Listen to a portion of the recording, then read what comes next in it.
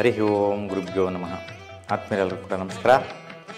ಆತ್ಮೀಯರೇ, ಮಾಸ ಭವಿಷ್ಯ ಕಾರ್ಯಕ್ರಮಕ್ಕೆ ತಮ್ಮೆಲ್ಲರಿಗೂ ಸಹ ಸ್ವಾಗತ. ಈ ಮಾಸ ಭವಿಷ್ಯ ಕಾರ್ಯಕ್ರಮದಲ್ಲಿ 2025 ಮಾರ್ಚ್ ತಿಂಗಳು ಸಿಂಹ ರಾಶಿಯವರಿಗೆ ಯಾವ ರೀತಿ ಇದೆ ಅನ್ನುವಂತಹದನ್ನು ನೋಡೋಣ.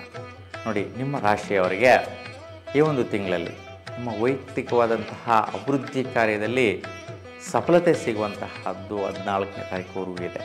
ನೀವೇನೇ ಒಂದು ಕಾರ್ಯಕ್ರಮ ಅಂದ್ಕೊಳ್ಳಿ, ಯಾವುದೇ ಒಂದು ಕೆಲಸ ಕಾರ್ಯ ಆಗಿರ್ಬೋದು, ಮತ್ತು ಸರ್ಕಾರಿ ವೃತ್ತಿಯಲ್ಲಿರ್ತಕ್ಕಂಥವ್ರಿಗೆ ಶ್ರೇಷ್ಠವಾದ ಬಲ, ಮತ್ತು ಸರ್ಕಾರಿ ಸಂಬಂಧಿಸಿರ್ತಕ್ಕಂತಹ ಕೆಲಸ ಕಾರ್ಯ ಚಟುವಟಿಕೆಗಳು 14ನೇ ತಾರೀಕುವರೆಗೂ ಸಫಲತೆಯನ್ನು ಕೊಡುತ್ತೆ.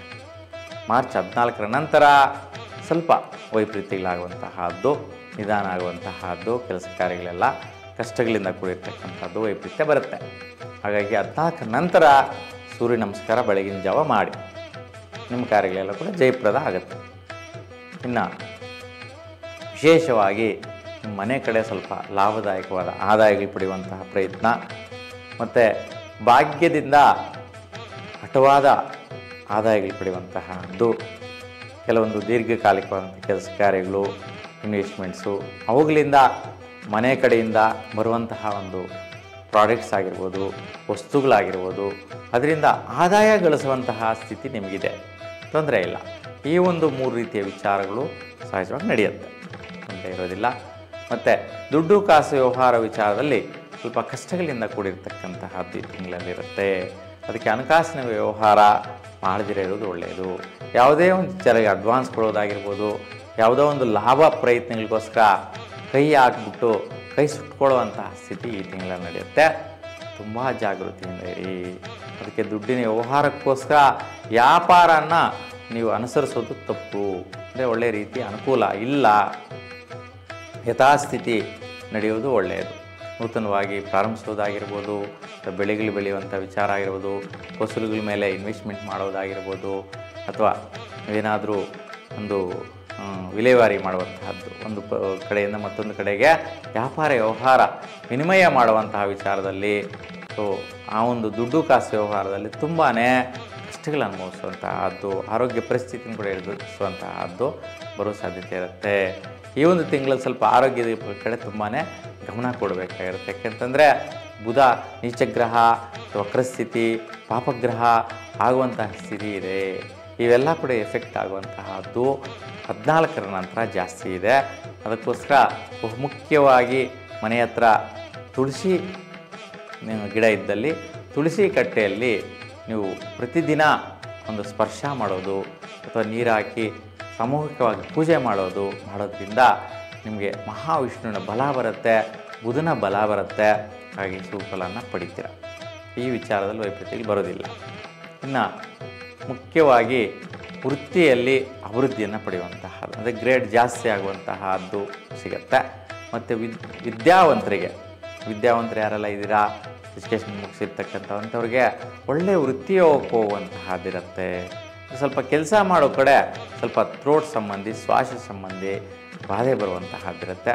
ಹಾಗಾಗಿ ನೀವು ಮನೆಯಲ್ಲಿ ಉತ್ತರ ಭಾಗದಲ್ಲಿ ಕಡಲೆ ಧಾನ್ಯದ ಮೇಲೆ ನೀವು ದೀಪವನ್ನು ತುಪ್ಪದಲ್ಲೇ ಬೆಳೆಸೋದ್ರಿಂದ, ತಂಬಿಟ್ಟು ದೀಪವನ್ನು ತುಪ್ಪದಿಂದ ಬೆಳೆಸೋದ್ರಿಂದ ಈ ಒಂದು ವೈಪರೀತ್ಯ ನಿವಾರಣೆ ಆಗುತ್ತೆ. ಇನ್ನು ಮುಖ್ಯವಾಗಿ ಪ್ರಯತ್ನ ಕಾರ್ಯಗಳಿಂದ ಸ್ವಲ್ಪ ಕಷ್ಟಗಳನ್ನ ಅನುಭವಿಸ್ತಾ ಇರ್ತೀರ. ಏನೇನೋ ದೊಡ್ಡ ಇನ್ವೆಸ್ಟ್ಮೆಂಟ್ಸ್ ಆಗಿರ್ಬೋದು, ಸಿರಿವಂತರಾಗಬೇಕು ಅನ್ನುವಂಥದ್ದು, ಐಶ್ವರ್ಯವಂತರಾಗಬೇಕು ಅನ್ನುವಂತಹ ಆಲೋಚನೆ, ಪ್ರಯತ್ನ ಕಾರ್ಯಗಳಿಂದ ಸ್ವಲ್ಪ ಕಷ್ಟಗಳಿಗೆ ಸಿಕ್ಕಾಕೊಂಡ್ಬಿಡೋದು. ಅಂದರೆ ಯಾವುದೋ ಒಂದು ಲೋನ್ ಮಾಡಿಬಿಟ್ಟು ಜಾಸ್ತಿ ಅಮೌಂಟ್ ತಂದುಬಿಡೋದು. ದುಡ್ಡು ಬಂದಿರುತ್ತೆ, ಆದರೆ ಅದು ಸಾಲ ಆಗಿರುತ್ತೆ. ಕಮಿಟ್ಮೆಂಟಿಂದ ತಂದಿರ್ತೀರಾ, ಅದಕ್ಕೋಸ್ಕರ ನಿಮ್ಮ ಪ್ರಾಪರ್ಟಿನ ಒತ್ತೆ ಇಟ್ಟಿರ್ತೀರಾ. ಸೊ ಮಾರ್ಟ್ಗೇಜ್ ಮಾಡಿರೋದಾಗಿರ್ಬೋದು, ಅಥವಾ ಸೊತ್ತುಗಳನ್ನು ಪ್ಲೆಡ್ಜ್ ಮಾಡಿರ್ತಕ್ಕಂಥದ್ದಾಗಿರ್ಬೋದು, ಗೋಲ್ಡನ್ನೆಲ್ಲ. ಈ ರೀತಿಯ ಒಂದು ಟೆನ್ಷನ್ನಿಂದ ಕೂಡಿರ್ತಕ್ಕಂತಹ ದುಡ್ಡು ಕಾಸು ವ್ಯವಹಾರದ ಪ್ರಯತ್ನಗಳಿಂದ ಸೊ ನೀವು ವ್ಯವಹಾರಗಳು ನಡೆಸೋಕ್ಕೆ ಹೋಗುವಂತಹದ್ದು, ಇನ್ವೆಸ್ಟ್ಮೆಂಟ್ ಮಾಡೋಕ್ಕೆ ಹೋಗೋದು, ನೂತನವಾಗಿ ಕೆಲಸಗಳು ಪ್ರಾರಂಭ ಮಾಡುವಂತಹದ್ದು ಪ್ರಯತ್ನಿಸ್ತೀರ. ಈ ವಿಚಾರ ಸ್ವಲ್ಪ ಯೋಚನೆ ಮಾಡಿ. ಯಾಕೆಂತಂದರೆ ಶುಕ್ರನ ಬಲ ಚೆನ್ನಾಗಿದ್ದರೂ ಸಹ ನಿಮ್ಮ ರಾಶಿಯವರಿಗೆ ಸೊ ಸಮರ್ಪಕವಾದಂತಹ ಸ್ಥಿತಿಯಲ್ಲಿ ಇಲ್ಲ. ಹಾಗೆ ವೈಪರೀತ್ಯ ಕೊಡುತ್ತೆ. ಅದಕ್ಕೆ ಶ್ರೇಷ್ಠ ಆದರೂ ಕೂಡ ಅದು ವಿಷಾನೇ ಹೇಳ್ತಾರಲ್ಲ. ಸೊ ಅಮೃತ ಕೂಡ ವಿಷ ಆಗತ್ತೆ ಅಂತ, ನಿಧಾನಂ ಅಮೃತಂ ವಿಷಂ ಅಂತ. ಅದಕ್ಕೆ ನಿಧಾನ ಮಾಡಿದಷ್ಟು ಅಮೃತ ಕೂಡ ವಿಷ ಆಗುತ್ತೆ. ಅದಕ್ಕೆ ಇಲ್ಲಿ ಶುಕ್ರನ ಬಲ ಇದೆ, ಆದರೆ ನಿಮಗೆ ಫಲಿಸುವಂತಹ ಸ್ಥಾನದಲ್ಲಿ ಇಲ್ಲ. ಆ ಒಂದು ವೈಪರೀತ್ಯದಿಂದ ಸ್ವಲ್ಪ ಶುಕ್ರನ ಪರಿಹಾರ ಮಾಡ್ಕೋಬೇಕು. ದೇವಿ ಅಮ್ಮನವರಿಗೆ ಅರಿಶಿಣ ಮತ್ತು ಹಾಲು ಮಿಶ್ರಣ ಮಾಡಿ ಅಭಿಷೇಕಿಸಿ ಶ್ರೇಷ್ಠವಾದ ಫಲನ ಪಡಿತೀರ. ಇನ್ನು ಮುಖ್ಯವಾಗಿ ವಿವಾಹ ಸಂಬಂಧಗಳು ನೋಡ್ತಾ ಇರ್ತಕ್ಕಂಥವರಿಗೆ ಈ ತಿಂಗಳಲ್ಲಿ ಪ್ರಯತ್ನ ಮಾಡಿ ತುಂಬ ಶುಭವಾದಂಥ ಫಲ ರಿಸಲ್ಟ್ಸು ನೋಡಿಬಿಡ್ತೀರಾ. ಮಾರ್ಚಲ್ಲಿ ಯಾರಿಗೆಲ್ಲ ವಿವಾಹಗಳಾಗಿಲ್ವೋ ಅಂತಹವರಲ್ಲೂ ಪ್ರಯತ್ನ ಮಾಡಿದ್ರೆ ಸುಫಲ ಸಿಗುತ್ತೆ. ದಂಪತಿಗಳು ಕೂಡ ಸುಖದಾಯಕವಾದಂತಹ ಯೋಗ ಫಲಗಳು ಸಿಂಹರಾಶಿಯವರು ಸಿಗುವಂತಹದ್ದು ಇದೆ. ಆರೋಗ್ಯ ಸ್ಥಿತಿಯಲ್ಲಿ ಸ್ವಲ್ಪ ಅಜೀರ್ಣ, ಆಲಸ್ಯ, ಸ್ವಲ್ಪ ಇನ್ನೊಂದು ದೈಹಿಕವಾಗಿ ಒಂದು ಬಾಡಿ ಪೇಯ್ನ್ಸ್ ಬರುವಂತಹದ್ದು, ಮೂಲೆ ನೋವುಗಳು ಬರುವಂಥದ್ದು, ತಲೆನೋವು ಬರುವಂತಹದ್ದು ಜಾಸ್ತಿ ಇರುತ್ತೆ. ಹಾಗಾಗಿ ನಿಮ್ಮ ಮನೆಗೆ ನೈಋತ್ಯ ದಿಶೆಯಲ್ಲಿ ಮನೆಯ ಮಹಡಿ ಮೇಲೆ ಅನ್ನ, ಮೊಸರು, ಕರಿ ಎಳ್ಳು, ಬೆಲ್ಲವನ್ನು ನೀವು ಮಧ್ಯಾಹ್ನದ ಹೊತ್ತು 4 ದಿನಗಳ ಕಾಲ ಇಡೋದ್ರಿಂದ ತುಂಬ ಶುಭದಾಯಕವಾದ ಫಲ ಪಡೀತಾ.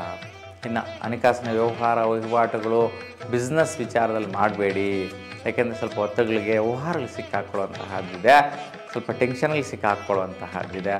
ಅದಕ್ಕೆ ಯೋಚನೆ ಮಾಡಿ ಮುಂದುವರಿಸುವಂತಹದ್ದು ಶುಭ ಫಲ ಶ್ರೇಷ್ಠವಾಗಿರುತ್ತೆ. ಇನ್ನು ಈ ಒಂದು ತಿಂಗಳಲ್ಲಿ ಹೆಚ್ಚಿನ ಸ್ಥಿತಿಯಲ್ಲಿ ಒಂದು 6 ಗ್ರಹಗಳು ಶುಭ ಫಲ ಕೊಡುವಂತಹದ್ದು, 2 ಗ್ರಹಗಳ ವೈಪರೀತ್ಯ ಇರ್ತಕ್ಕಂತಹದ್ದು. ಗ್ರಹಗಳ ಪರಿಹಾರ ಮಾಡ್ಕೊಳ್ಳಿ, ಶುಭವಾದಂತಹ ಯೋಗ ಫಲ ನಿಮ್ಮದಾಗಿರುತ್ತೆ. ಸದಾಕಾಲ ನಿಮ್ಮ ಇಷ್ಟದೇವರ ಅನುಗ್ರಹ ನಿಮ್ಮ ಮೇಲಿರಲಿ ಅಂತ ಭಗವಂತನಲ್ಲಿ ಪ್ರಾರ್ಥಿಸ್ತಾ, ಎಲ್ಲರಿಗೂ ಕೂಡ ಶುಭವಾಗಲಿ. ನಮಸ್ಕಾರ.